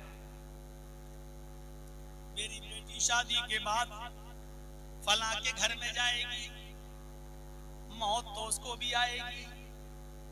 हम ये भी नहीं देखते कि वो लोग सूरह फातिहा पढ़ते हैं या नहीं पढ़ते हैं। मेरी बेटी उस घर में जाएगी, अगर मौत आ गई तो मेरी बेटी की वहां नमाज जनाजा पढ़ी जाएगी। नहीं, जहां जा रही है वही तो पढ़ी जाएगी। जब वहां जनाजे की नमाज पढ़ी जाएगी, वो लोग नमाज जनाजा पढ़ाएंगे। अल्लाहु अकबर, सुब्हानक अल्लाहुम्मा व बिहम्दिका व तबारक अस्मुका व तआला जद्दुका व ला इलाहा गैरुक। अल्लाहु अकबर, अल्लाहुम्मा सल्ली अला मुहम्मद, अल्लाहुम्मा बारिक अला मुहम्मद। अल्लाहु अकबर, अल्लाहुम्मा इग़फिर लिहय्यिना व मय्यतिना। सूरह फातिहा न इमाम पढ़ेगा न मुक्तदी पढ़ेंगे। और हमारा अकीदा तो ये है, हमारा ईमान तो ये, ला सलात लिमन लम यक़रा बिफातिहतिल किताब। कोई भी नमाज हो, फर्ज हो, सुन्नत हो, नफिल हो, जमात के साथ हो, अकेले हो, इन्फिरादी हो, इज्तिमाई हो, जनाजा हो, ईद की हो, बकरा ईद की हो, कसूफ की हो, खसूफ की हो, सूरज किरण की हो, चांद किरण की हो, कोई भी नमाज हो जिस नमाज में सूरह फातिहा नहीं पढ़ी जाएगी वो नमाज नहीं होगी। हमने अपनी बेटी को अपनी जिंदगी में से घर में भेज दिया, मरने के बाद गोया के उसको बगैर जनाजे के दफन कर दिया गया है। हम अपनी बेटी की आखिरत भी नहीं देखते, हम अपनी बहनों की आखिरत भी नहीं सोचते। मेरे भाइयों, ताज्जुब का लिबासा उतार के जरा अपनी बहनों बेटियों के रिश्तों के बारे में सोचो कि हमारी बेटियों की और बहनों की शादी हम कहां कर रहे हैं। सिर्फ प्रॉपर्टी देखी है, अच्छा रोजगार देखा है, लड़का इंजीनियर देखा है, दुनियादारी तो देख ली, लेकिन ये नहीं देखा कि मेरी बेटी मरेगी तो उसका जनाजा पढ़ा भी जाएगा या नहीं पढ़ा जाएगा। हम नहीं देखते। बेटियों के और बहनों के सही बाप नहीं है, सही भाई नहीं है। आप उनकी दुनिया तो देखते हैं लेकिन आखिरत नहीं।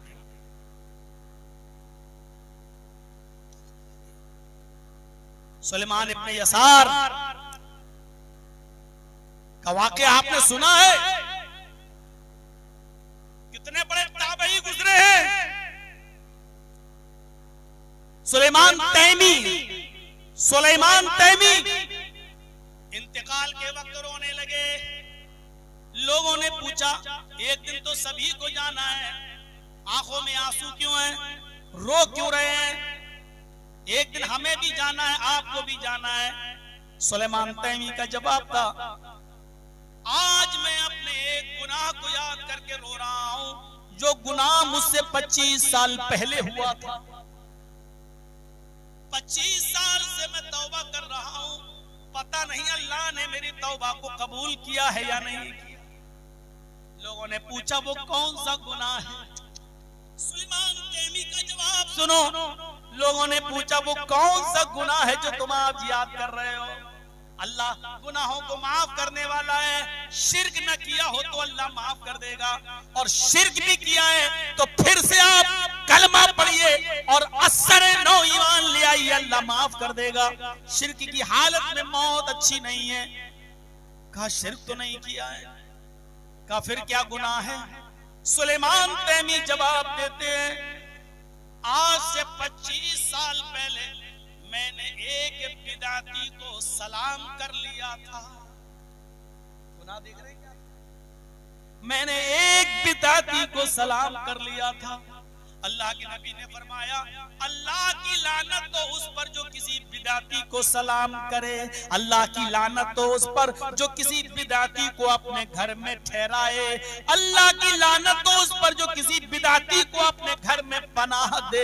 अल्लाह के नबी ने बिदातियों को अपने घर से दूर रखा है, उनको सलाम करने से मना किया है। हाँ, मुझसे गलती हो गई, 25 साल पहले मैंने एक बिदाती को सलाम कर लिया था। मैं उसकी तौबा करते करते 25 साल से तौबा कर रहा हूं, लेकिन पता नहीं मेरे रब ने मुझे माफ किया होगा या नहीं।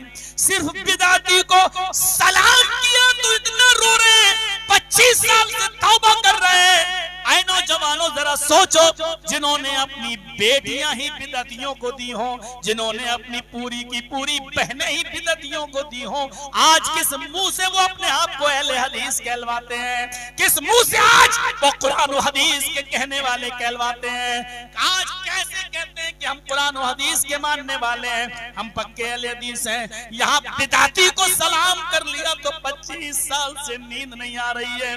पता नहीं अल्लाह ने मेरी तौबा कबूल भी की होगी या नहीं की होगी। उन लोगों को नींदें कैसे आ जाती हैं जिनकी बेटियां आज बिदअतियों के पास पल रही हैं, जिनकी बेटियां बिदअतियों के घर में रह के शिर्क कर रही हैं, उनके माहौल में ढल गई हैं। मेरे भाइयों, अभी तो बिदअतियों के माहौल में डली है। अगर हमने अपनी बहनों पर और बेटियों पर पर्दे की पाबंदी न की है, अगर दीन की तालीम से दूर, अगर हमने दीन की तालीम से करीब नहीं किया है, तो हमारी बेटियां गैर मुस्लिमों के माहौल में रहेंगी, सिंदूर भी लगाएंगी, चुटकी भी पहनेंगी, और ऐसा हो रहा है, ऐसा हो रहा है मेरे भाइयों, बहुत हद तक हो भी चुका है। कितनी लड़कियां सोशल मीडिया पे देख लो, आज फेसबुक और व्हाट्सएप ग्रुपों में देख लो, जो आज मुसलमान हैं, गैर मुस्लिमों के निकाह में आ चुकी हैं, और आज वो अपने ही घर वालों को गालियां दे रही हैं, सिंदूर लगा लगा के दिखा रही हैं, चुटकियां पहन पहन के देवी देवताओं के सामने हाथ जोड़ के पूजा करते हुए वीडियो बना रही हैं और दिखा रही हैं, सोशल मीडिया पे डाल के हमें चिढ़ा रही हैं, हमारा मजाक उड़ा रही हैं। अगर हमने अपनी बेटियों के अंदर दीनदारी का माहौल पैदा नहीं किया, इनको अगर कॉलेजेस और यूनिवर्सिटीज में लड़कों से अलग सिर्फ गर्ल्स कॉलेजों में अगर नहीं भेजा और लड़कों के साथ अगर बैठ के पढ़ाया, तो हमारी बेटियां दूर नहीं क्यों गैर मुस्लिमों के पूरे कल्चर में ढल जाएंगी, और हमको खून के आंसू रोना पड़ेगा। ये दिन हमें देखना पड़ेगा, क्योंकि दूसरी तरफ से पूरी आजादी है कि तुम इनकी बहनों को, इनकी बेटियों को प्यार और लव के चंगुल में ढाल लो, इनको उसमें पूरी तरीके से शामिल कर लो, और जब ये तुम्हारे प्यार में अंधी हो जाएं तो इनको लाओ और किसी मंदिर में ले जाकर इनसे निकाह कर लो, और 2-3 बच्चे जब पैदा हो जाएं तो छोड़ दो, और बच्चों को अपने पास रख लो और इनको छोड़ दो। अब ना इनका बाप इनको अपने घर में जगह देगा, ना इनको ससुराल में जगह मिलेगी। अब ये किसी कोठे पर जाकर तबाइश बनेंगी और अपने जिस्म को बेचने के अलावा इनके पास और कोई दूसरा रास्ता नहीं होगा। आज हो रहा है कि हमें अपनी जिंदगियों को देखना है। हमारी बहनें सोचें कौन सा तकवा है, कल तक हमारी बेटियों और हमारी बहनों के इन खूबसूरत चेहरों को आसमान की निगाहों ने भी नहीं देखा। कल तक हमारी बहनों और हमारी बेटियों के खूबसूरत चेहरों को आसमान की निगाहों ने भी नहीं देखा था। आज इंस्टाग्राम पर, टिकटॉक पर वीडियो बनाते हुए इनकी जीन्स, इनके पैर, इनकी रान और इनके सरों से उतरे हुए दुपट्टे और खुले हुए बाल और इनके चुस्त ड्रेस, टाइट कपड़े, आज जो चाहे देखना देख ले।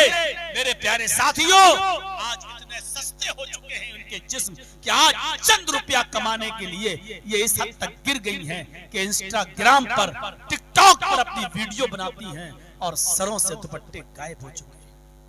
हजरत फातिमा ने कहा था, या अली, जब मेरा इंतकाल हो जाए तो मुझे दिन में नहीं रात में दफनाने जाना, रात में कब्रिस्तान ले जाना। हजरत अली ने पूछा, क्यों? दिन में क्यों न दफनाऊं, रात में क्यों दफन करूं? तो हजरत फातिमा ने कहा था, मैं नहीं चाहती हूं कि मेरे मुर्दा जिस्म पर पड़े हुए कफन पर भी किसी गैर मर्द की नजर पड़े। मुर्दा जिस्म और उस पर पड़ा हुआ कफन, कह रही है कि मैं नहीं चाहती कि उस कफन पर भी किसी गैर मर्द की नजर पड़े। अंदाजा लगाइए हजरत फातिमा के इस कौल पर हमारी बहनों, हमारी बेटियों, कितनी आसानी के साथ तुम इंस्टाग्राम पर अपनी वीडियो बनाकर अपलोड कर देती हो, चंद रुपया कमाने के लिए अपना जिस्म दिखा देती हो। शर्म नहीं आती तुम्हें? आज क्या हरकतें, आपको मालूम है अमेरिका ने एक ड्रेस बनाया है, स्विमिंग ड्रेस।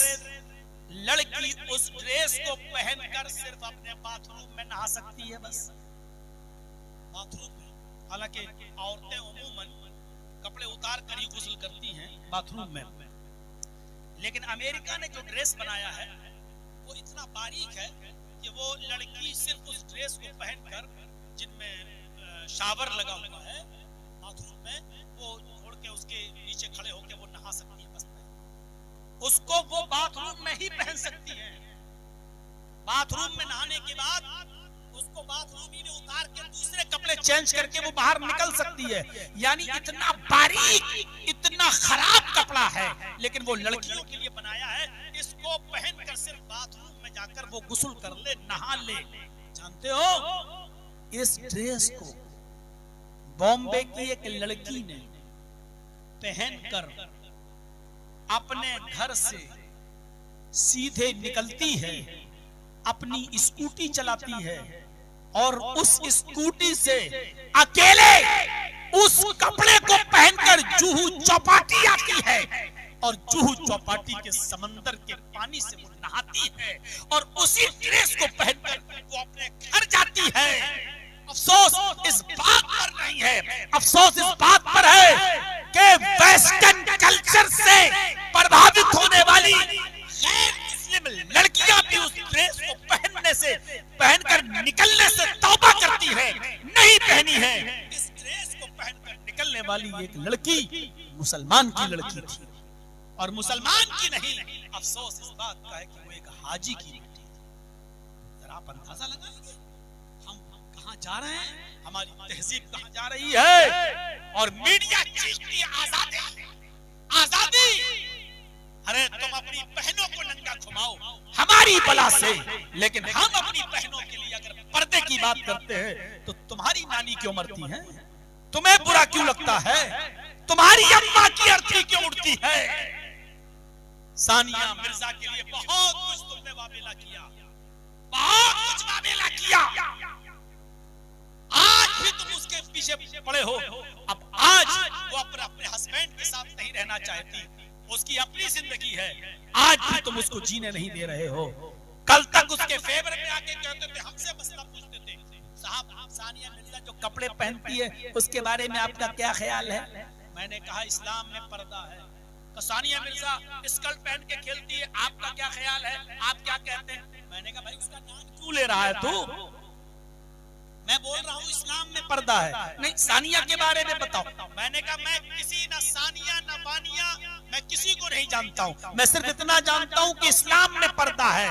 साहब अगर वो स्कर्ट पहन के घूम रही है तो आपको क्या एतराज है? हमने कहा तेरी बहन नंगी भी घूमे, हमें उस पर भी एतराज नहीं है। बड़ा बदतमीज है। हमने कहा बस हो गया, हो गया। हमने कहा तुम अपनी बहन को नंगा घुमाओ, मेरे बाप का क्या जा रहा है? स्कर्ट भी मत पहनाओ, तेरे बाप का क्या जा रहा है?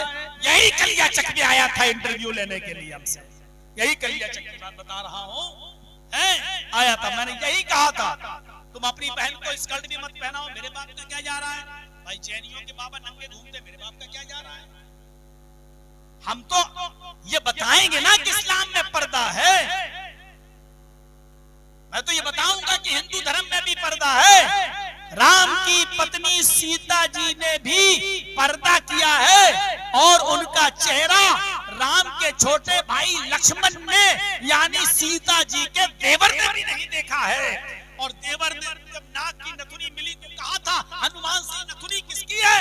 तो हनुमान जी बोले कि मैं नथुनी नहीं पहचानता। लक्ष्मण बोले मैं नथुनी नहीं पहचानता हूँ। ये चप्पल पहचान गया, दुपट्टा पहचान गया, चूड़ी पहचान गया, कपड़ा पहचान गया, ये मेरी भाभी सीता का है, लेकिन नथुनी नहीं पहचान पाया। क्यों? कहा कि मैंने नथुनी तो नाक पे होती है ना, और नाक चेहरे पे होती है, मैंने अपनी भाभी का चेहरा ही नहीं देखा है। और जब हमने अपनी भाभी का चेहरा नहीं देखा तो मैं कैसे बता दूं कि नथुनी मेरी भाभी की है? गौर करो, देवर और भाभी का पर्दा ये वाल्मीकि रामायण में आज तक लिखा हुआ है। यही तो मोहम्मद रसूलुल्लाह ने फरमाया। और आयतल हम व या रसूलल्लाह, ऐ अल्लाह के नबी देवर के बारे में क्या ख्याल है? हम हर उस रिश्ते को कहते हैं, देवर भी शामिल है, जेठ भी शामिल है, समझ रहे हैं आप? और साली के लिए बहनोई भी उसी में शामिल है। ये सब हम के अंदर आते हैं। अराइतल हम व या रसूल अल्लाह, ऐ अल्लाह के नबी आपका ये देवर जेठ बहनोई इनके बारे में क्या हुक्म है? तो अल्लाह के नबी सल्लल्लाहु अलैहि वसल्लम ने फरमाया हमकुल मौत, ये रिश्ते तो मौत है, मौत।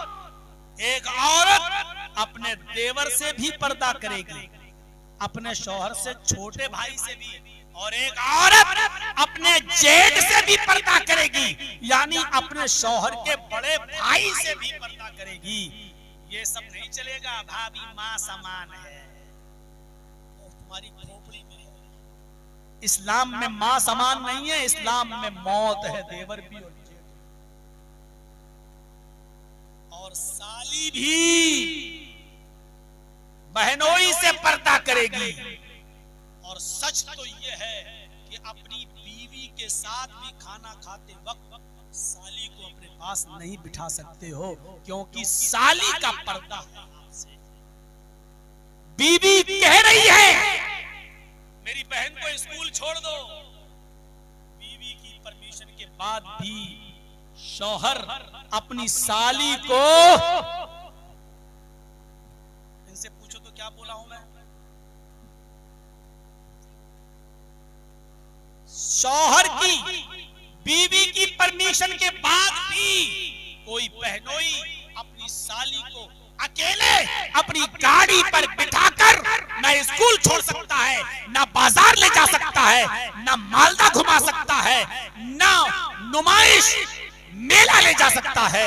चाहे दामाद का ससुर क्यों ना कह रहा हो मेरी बेटी को ले जाओ, आप ससुर परमिशन दे सकता है, आपकी बीवी परमिशन दे सकती है, साली भी राजी है, लेकिन इस्लाम की परमिशन नहीं।